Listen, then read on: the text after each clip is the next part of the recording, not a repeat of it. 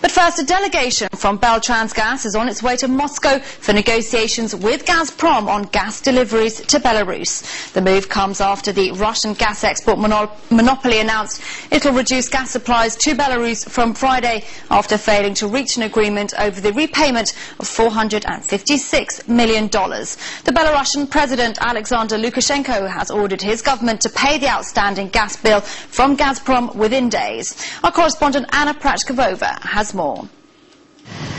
If you can't pay for it, you don't get it, or at least you get less of it. Belarus will get only about half the gas supply it's been getting from Gazprom, after failing to meet a payment deadline in late July. The Belarus deal allowed staggered payments for the first 6 months of the year.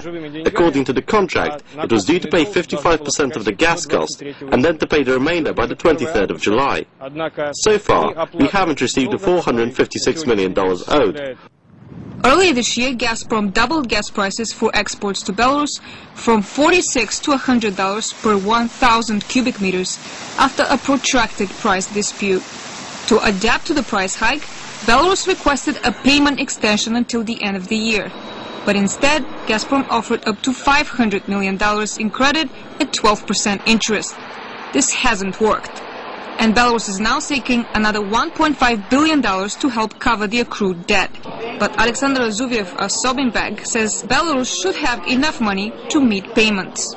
The news is slightly unexpected because the Belarusian side just received $625 million from Gazprom for its purchase of shares in Beltransneft. Belarus has money, and this is a political decision linked to the trade imbalance between Belarus and Russia. Belarus needs the cash, but that's its problem.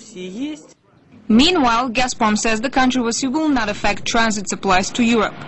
Up to 20% of Russia's gas exports to Europe go through Belarus. Experts predict a speedy resolution to the controversy, but don't exclude unpleasant surprises. The situation will be resolved within a week. It's possible that the Russian Ministry of Finance will issue a credit. There are also other exotic theories on the market that the funds might even come from Hugo Chavez. It's possible that Belarus undertakes actions that are considered inappropriate for civilized business, such as the possible siphoning of gas. Gazprom says Belarus has been lucky when it comes to the gas prices, as all other former Soviet countries have already switched to market prices.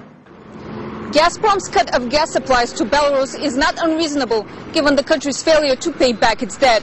This, however, has raised some old concerns about energy security in Europe, and Gazprom has once again moved to allay such fears.